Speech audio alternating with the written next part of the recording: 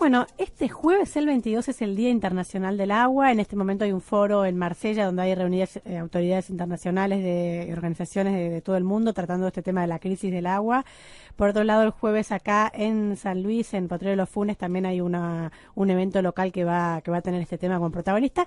Y la buena noticia es que en este marco, digamos, hoy se ha cumplido uno de los objetivos del milenio. ¿Se acuerdan los objetivos del milenio para cumplirse en el 2015? Justamente son objetivos de desarrollo que tienen que ver desde erradicar la pobreza extrema y el hambre. La educación, llegar a la educación primaria universal y promover la igualdad de género y la autonomía de la mujer. Reducir la mortalidad infantil, mejorar la salud materna. Combatir el SIDA, el paludismo y otras enfermedades. Y garantizar la sostenibilidad ambiental. Dentro de este objetivo del milenio es el que está justamente el acceso al agua, el permitir que, o en realidad, el reducir a la mitad la cantidad de personas en el mundo que no acceden al agua potable. Este es el objetivo que en este momento se ha cumplido. Hoy el 89% de la población accede al agua. Bueno, la gran pregunta, ¿qué pasa con este otro 11%? Y también el tema de del saneamiento, que es todavía una asignatura pendiente. Pero para repasar algunas de estas cuestiones, ya lo tenemos en línea a Daniel Tomasini, coordinador de Ambiente y Desarrollo Sostenible de UNDP, de Naciones Unidas, para que nos cuente un poquito en qué estado está. Es una buena noticia, ¿qué nos falta? Hola Daniel, ¿cómo estás? Estefanía Giganti y María Rigú te saludamos. Un gusto, buenas tardes a todas. Bueno, muchísimas gracias por acompañarnos, Daniel. Bueno, estábamos diciendo, Sí, está bastante lleno, pero también podemos mirar las dos partes, porque algunos gozamos mucho de una provisión hídrica y de servicios de saneamiento, pero en el país hay muchos otros que no la tienen. El problema no es el número global, sino la desigualdad en la cobertura. Uh-huh. Entonces, aquí es... A ver, sin uno pretender que el 100%, porque nunca se puede tener todo en el paraíso en la tierra, pero sí siempre tenemos los gobiernos y los agentes internacionales que estamos preocupados por la cuestión ambiental, trabajamos fuertemente mirando lo que se hizo, pero siempre volviendo a mirar lo que falta hacer. Y en el caso argentino, cuando empezaron se plantearon los objetivos de desarrollo del milenio, era uno de los países mejor posicionados en el tema de saneamiento. Y esa era una de las preguntas, ¿cómo estamos hoy, no? Porque el 89% es de la población mundial. ¿Qué pasa en la Argentina? Bueno, nosotros, en la Argentina estamos muy bien posicionados porque estaríamos cerca del 80% más de la población con cobertura de agua potable por red pública y seguramente ya estamos en el más del 50% con cobertura de desagües cloacales. Eso nos lleva a un indicador muy importante. Superamos, incluso Argentina se propuso en el concierto internacional unos objetivos más exigentes, que las 2/3 partes, o reducir en 2/3 partes la población sin acceso. Acá se intenta reducir a un 50%. Ahora, el problema que tenemos es que estamos muy bien en la ciudad de Buenos Aires, pero cuando en cobertura de agua potable o de desagües cloacales, pero si nos vamos a desagües cloacales en Santiago del Estero no pasa del 15%. Lo de siempre. O en Misiones no pasa del 60% la cobertura de agua potable. Claro, tampoco podemos tener redes en todos lados. Las redes se hacen más fáciles en las zonas urbanas, en las zonas constituidas estructuralmente y con derecho de propiedad claramente establecidos, y cuando uno, aún en el Gran Buenos Aires, se acerca a las villas, ahí empiezan los problemas. Entonces lo que tienen las villas son canillas, pero no una distribución de agua, por un lado. Pero también sería muy difícil para una empresa, sea pública o privada, poder asistir. Ahora, ¿qué pasa? Cuando esa canilla no funciona, cuando algo pasa en el abastecimiento, tienen que recurrir a otros proveedores. ¿A qué proveedores? Agua mineral. Entonces el sector más pobre de la sociedad termina en el promedio pagando mucho más el agua que alguien que vive en Barrio Norte. Bueno, es una constante internacional. Sí, como pasa con el gas o no, con todo este tipo de servicios, que es más caro siempre en garrafa o fraccionado que los que acceden a la red. Exacto. Por eso también en todos estos servicios es muy importante la actividad de la sociedad civil, las ONGs, que trabajan con las empresas para promover la organización de los barrios y poder asegurar el acceso a las redes. porque el problema que tiene una empresa de prestación de servicios es que tiene un desarrollo comercial y una relación directa con un cliente, pero ahí no hay un cliente, es potencialmente cliente, pero se necesita organizarse para poder llegar a la inversión. ¿Ha habido algunos un rol interesante de sociedad civil y de su trabajo? Ha habido algunos movimientos interesantes en otros servicios públicos, como puede ser el gas. El gas, por ejemplo, hay un proyecto súper interesante. En base de la pirámide, digamos, trabajando con los mismos que van a ser beneficiarios para extender digamos, el tendido y demás. Exacto, Tal vez exacto. Se podría aspirar a algo así. Sí, se viene trabajando muchísimo en eso. Lo que pasa que es marginal en los números, los grandes números que manejan las empresas. Entonces aquí tiene que haber una decisión de gobierno mucho más fuerte sobre las empresas, sean públicas o privadas, de avanzar en eso. No necesariamente que tengan que hacerse cargo de costos adicionales, sino que justamente trabajen organizadamente con los grupos de organización social, de modo tal de que puedan prestar el servicio. O por ejemplo, si nos vamos fuera de las redes, hemos trabajado en Mendoza con proyectos con el problema del arsénico en la zona árida. Entonces, la gente está tomando agua con sales y con arsénico, con problemas de salud y con problemas históricos. Simplemente con poner un equipo de destilador solar barato para bajar y mezclarlo después el agua destilada con el agua que tienen, bajamos el nivel de arsénico muchísimo, y eso asegura una provisión mejor de agua. Hay otros métodos también técnicos para hacerlo, pero todos dan la sensación de que se queda en proyectos piloto, en proyectos demostrativos, como con poca escala, ¿no? Pero cuando tiene que pasar la decisión de gobierno, parece como que los números no cierran. Entonces, ahí vienen los problemas. ¿Y qué pasó, Daniel, en este tiempo, digamos, que nosotros arrancamos, digamos, estando bien posicionados, ya estábamos cerca del 80% cuando se establecieron los objetivos del milenio? ¿Qué ayudó en otros lados para achicar la brecha? ¿Qué fue lo que funcionó en otros países donde tal vez la brecha o un poco el objetivo era más ambicioso en su momento? No, el tema sucede en todas las cuestiones. Cuando uno está más cerca es como una carrera, cuando uno está más cerca del límite está más cansado. Claro. Entonces parece que los últimos metros cuestan más. En esto es lo mismo. Cuando uno está lejos, pequeñas inversiones, mecanismos organizativos, promociones, sobre todo organización política en hacer llegar el agua o el servicio es marginalmente barato, quiero decir en términos económicos. El peso que se pone tiene un impacto altísimo. Ahora, cuando estamos en el 80%, el peso que se pone, como es más extenso, más lejos, más caro, más profundo. Claro, queda lo más difícil ahí al final. Exacto. Yo creo que no podemos pedirle tanto más. O sea, lo que se ha hecho en Argentina es mucho y bueno, pero bien, nos plantamos sobre esa línea de base, ya hicimos esto. Veamos qué nos falta, veamos cómo solucionamos, no pensando en redes, pero sí pensando a lo mejor en modelos descentralizados. Hace algún tiempo conducimos un proyecto con el municipio de Moreno y una ONG porque no llegaba el agua potable a la zona del Cuartel Quinto, creo que todavía... Ahí es donde se hizo el proyecto de gas, en Cuartel Quinto. De gas, exacto. Bueno, se había hecho un proyecto de agua. Nada más que lo que se hizo es una perforación única y hacer un sistema de distribución desde la perforación única, en napas profundas, con seguridad de agua, no con las napas freáticas como tenía la gente, que estaba contaminada. Entonces, no necesariamente tenemos que pensar que el agua sale del Río de la Plata y tiene que llegar 200 kilómetros. Hay muchos mecanismos para proveer agua, pero la fundamental restricción es la organización. Seguro. ¿Y qué está pasando estos días?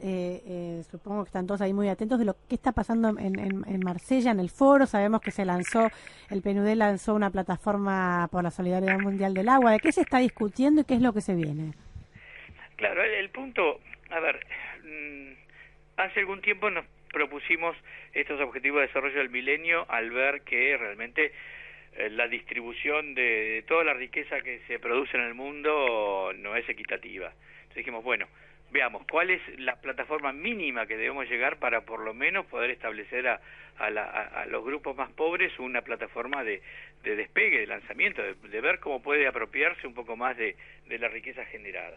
Entonces se pensaron todos estos objetivos de desarrollo del milenio desde lo social, lo ambiental, la seguridad. Lo estaban relatando ustedes cuando empezamos a charlar.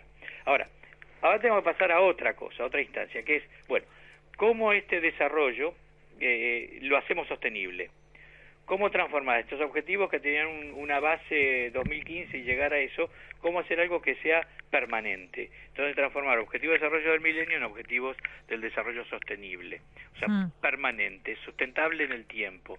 Entonces esta plataforma de solidaridad mundial del agua lo que busca es, bueno, cómo encauzar todos los mecanismos de interacción y de cooperación, tanto de norte-sur como sur-sur, para que los países que tienen una menor, se destacan, digamos, negativamente en la provisión o la distribución en el caso del agua y el saneamiento, cómo podemos hacer un modelo sostenible en el tiempo y que crezca. Y fundamentalmente se necesitan dos cosas, organización y financiamiento. Entonces África, sobre todo, por eso Marsella, Europa es muy activa en trabajar con África. Entonces generalmente así empiezan los programas y África es es el continente más retrasado, con lo cual, bueno, hay un interés especial en direccionar recursos y capacidades para solucionar problemas hídricos. Perfecto. ¿Y vas a estar acá en el Foro San Luis? ¿Cómo viene acá un poco más la movida local? Bueno, Argentina tiene una disparidad que es, en promedio tenemos una provisión de agua alta, muy alta a nivel mundial. Digamos, tenemos una oferta, si uno calcula en términos medios, tenemos más de 22.000 metros cúbicos por habitante de agua. O sea, imagínense esto, 22.000 metros cúbicos. Es una barbaridad, para todo uso, ¿no? Riego, saneamiento, transporte, cualquier uso. Por arriba del promedio mundial, obviamente. No, supera el promedio mundial, definitivamente. Ahora, el problema es que toda esa agua está en el 25% del territorio. Claro. Entonces, todo el 75% restante, toda la diagonal árida de Argentina, de Patagonia, hasta el norte, tiene recursos limitados. Entonces, por eso San Luis, que participa de esa realidad, promueve un mecanismos y foros como para estar seguros y promover que se use racionalmente el agua. Sobre todo ahora en la perspectiva con el cambio climático, de que todos los ríos de la cordillera, o sea, prácticamente todo el país, desde San Juan al sur, provienen de deshielo y de glaciares.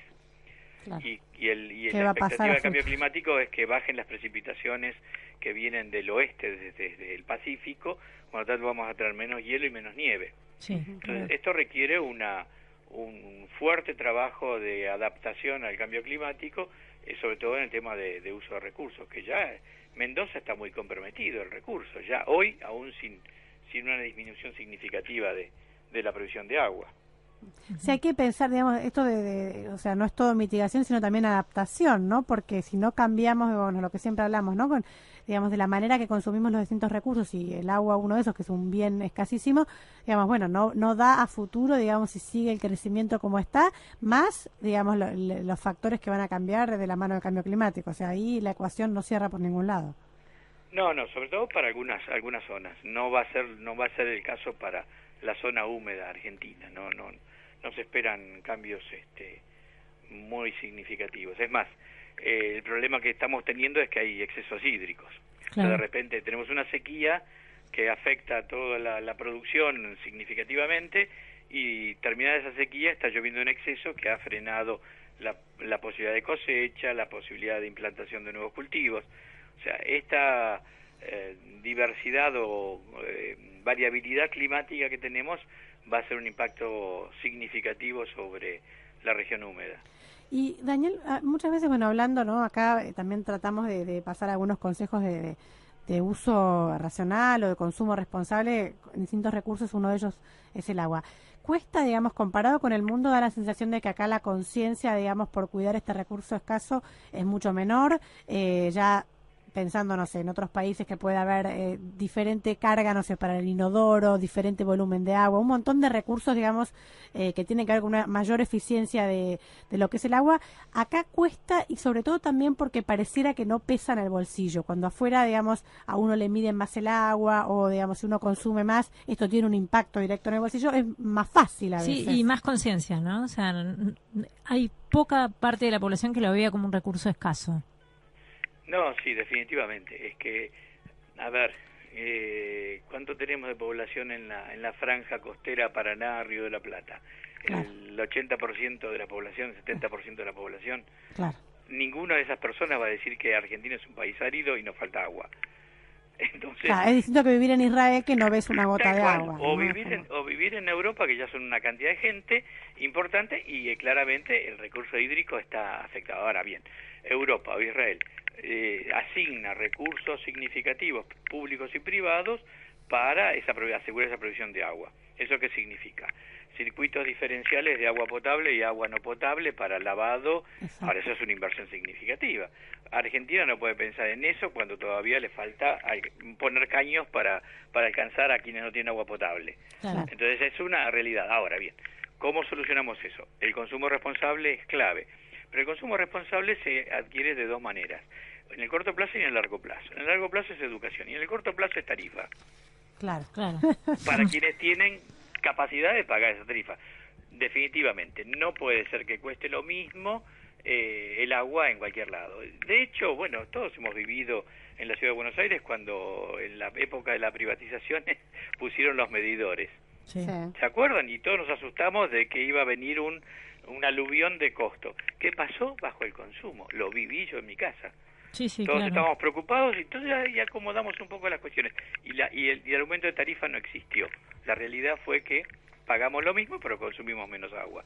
Sí. Entonces, eso tomamos más conciencia, ¿no? También, o sea, el medidor ya de por sí implica un recurso escaso. Pero una vez la gente se hace recurso. Dice, este razonamiento, si yo uso menos agua acá, ¿quiere decir que esto le va a llegar al que está en la zona árida? No. No necesariamente. Es como también a veces es difícil, ¿no? El razonamiento. No, lo que sí le va a llegar es al que está cerca y no tiene agua potable.